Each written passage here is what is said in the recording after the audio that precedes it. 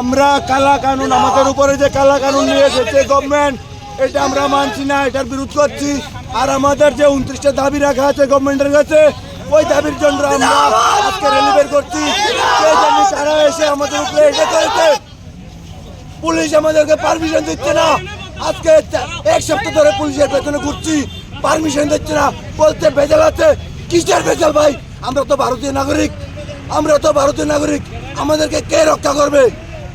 তাহলে আমাদেরকে পারমিশন দিচ্ছে না কেন?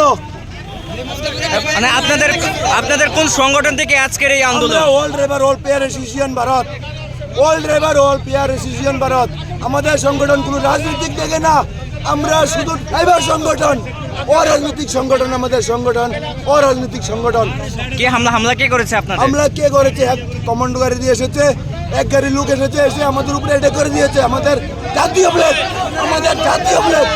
ভারতবর্ষের জাতীয় ফ্ল্যাগ।